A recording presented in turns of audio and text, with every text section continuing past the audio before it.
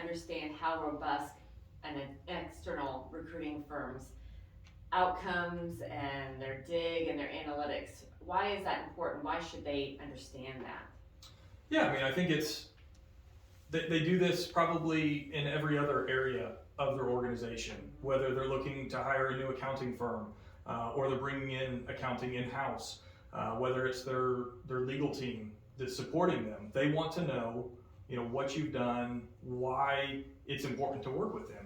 And so when it's kind of frustrating when we see some of these our clients that they don't take that approach to the talent acquisition team because they all tell us, hey, a mishire, like we can't afford a mishire. We have to have the right person in this role or it could be devastating to our company. So us being able to show them how we're going to find that talent, what we're going to put behind it, and why when we're telling them that certain processes are more efficient, showing them how that comes together, I think is really important. And once again, they're doing it everywhere else in their business. Why not in this area? So that's a great point, Josh. And I look at it, I found this amazing when I first got into the industry after 12 years in corporate America. And you think about the amount companies spend millions and millions of dollars to create a value prop in the marketplace in terms of who they are and how people look at them. But then if you look at it, it was amazing to me that once I got into the talent management space, that companies would have, 3, 4, in my first year, there was a company that I could have worked with, they were giving positions to 7 different contingent firms. So, and my wife's in real estate, so I look at it as having like 7 realtors trying to sell your house, tripping over each other. And so that really amazed me because obviously they from my experience with them, and we didn't end up moving forward and working with that particular company, but they had no idea how I would share their value prop, whether I understood where their product, or in this case it was medical device specific category and product, how they compared to the industry. Were they 3rd, were they 5th? Yeah. Where were they at in their product development life cycle? And where were they heading to attract the right talent? So they have no idea what these companies, how they're talking to candidates, are they doing a good job of attraction, how well do they know their value prop, and then how are they closing things out? So in a sense, you can really hurt your value prop if you don't understand what that looks like, and the people that you're allowing to think about being in your world for TA, that just really doesn't make a whole lot of sense. Well, and you touched on something that I think is fundamental to when you partner with a recruitment firm, because I think if you're looking at your recruitment firm as just a recruitment firm, you're not looking at it right. We on a day-to-day, week-by-week basis are interacting with literally thousands of people in their markets. We are hearing firsthand the trends as they're happening. And now we have the analytic tools to aggregate that and to present real insight into the industry. Your recruitment partner can provide you that insight. They can show you what's happening in real time and be a source of business intelligence, not just position filling. And that's what I think SSI is uniquely situated to do, is to not only work with you to protect your value prop and make sure that your company is represented how you want them represented start to finish, but also while you're interacting in that market, how do you look? How do you compare? How do you stack up? I love what you just said. We haven't even talked about the tools. Yeah. Some of the tools that our partners are benefiting from in the marketplace, really since after the pandemic, the last 2 years, we've seen that through those tools, they're filling the positions 33% more efficiently, for example. And in terms of how that candidate experience, and if you're not thinking, and those that are transactional, I think this certainly applies to, and look, there's only so much time in a day and everybody's busy. At the same time, I know that when we have, we were interviewing, you and I, a couple of potential people to join SSI. I want every single person, whether or not we make them an offer or not, to feel respected, to have gotten a true picture of what our mission statement and our why, and what the value of who we are and where we're going. I want them to have a good feel for that. The timing may not be right. I mean, you and I first started talking about you joining SSI 3 years before that happened, I think, 2.5, 3 years. Roughly, yeah. Chrissy Fay was at Stryker when we first met. That conversation was over 2 years.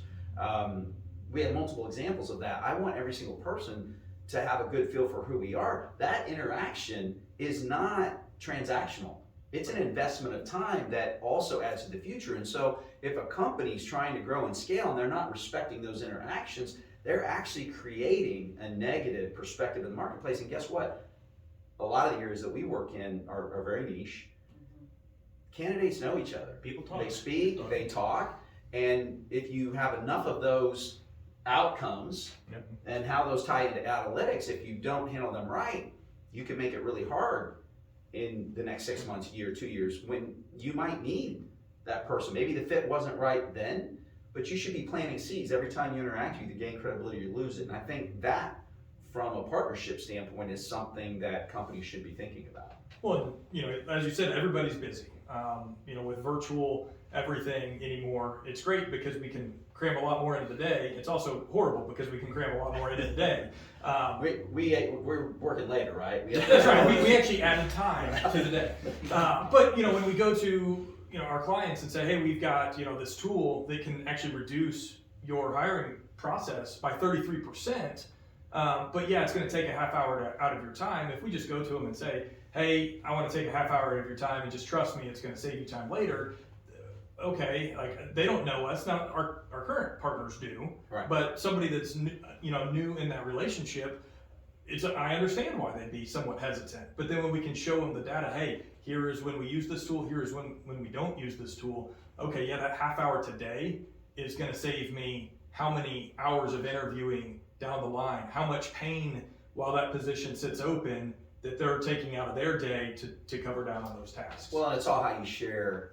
It's all how you position things. In the same way we talk about, we want that candidate experience to be completely different through the position brief, through the interview with the hiring manager. We give them that information that gives them a higher comfort level that it's going to be worth their time. Yep. And whether or not it's potentially a right fit to invest that time, because it really is an investment, Yep. right? Absolutely. And so from that standpoint, looking at, okay, that we can show you, if you follow this process, you have a greater likelihood of being successful. And whatever area they're in, are they in regulatory affairs? Are they in design quality? Whatever it is, can you imagine putting as little effort into the front of the regulatory submission so that it gets kicked back from the FDA Right. and it costs you millions of dollars because it takes you 60 days longer to get to market? Can you imagine putting in less effort into your design quality inputs, outputs, how it ties into your design history file, so that then you get an FDA warning letter because you're having issues?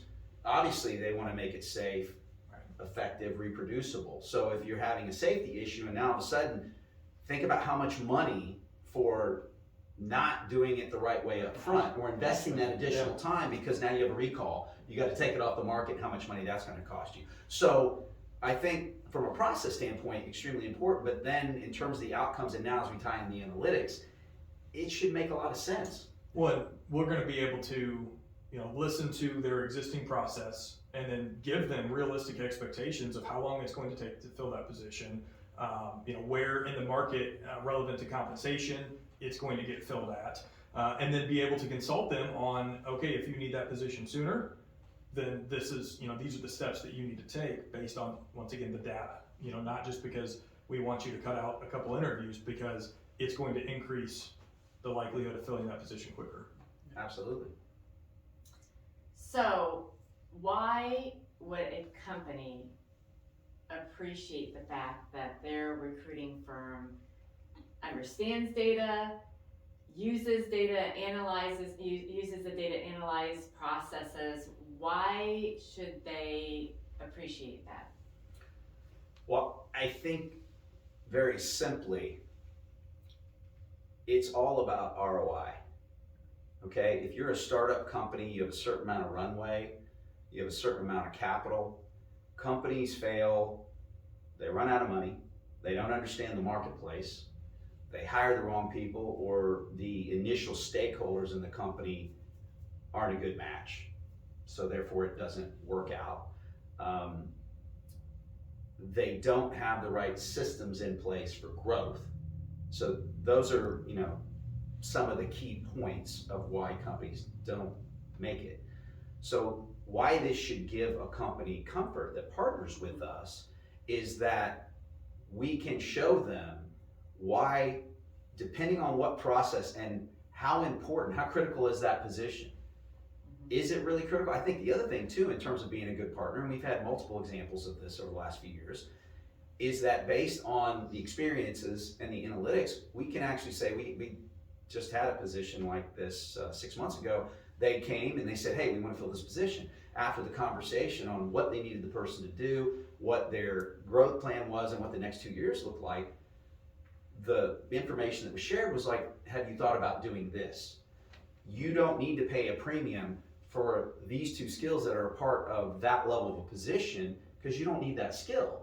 So have you thought about doing this? And we ended up helping them fill the position, and it cost them less money, as an example. Now, it's usually the other way around. Companies want to spend less money, but they want every skill in the world, right? We want somebody who's a 12 out of 10, but we want to pay a 7 in the market. Yep. So it should give them comfort because from a time standpoint and a partnership standpoint on their positions, we can help show them, depending on how important that position is. And look, nobody wants to pay a recruiter. Nobody wants to pay a lawyer, right? Except lawyers, it's understood they're not going to work on your whatever your case or issue is unless they get money up front. So in the United States, it's kind of 50-50 Right. in terms of retained versus not. There's a lot of people that are willing to do the work more transactionally, but it should give that company a comfort level that for the money I'm going to spend and what positions I know the cost of a mishire would be catastrophic, and the opportunity cost of not having that position filled or filling it with the wrong person. And let's face it, a lot of companies, when they've hired the wrong person, it's because their process wasn't very efficient. They didn't really understand the market or the best way to attract talent, and then they run out of time.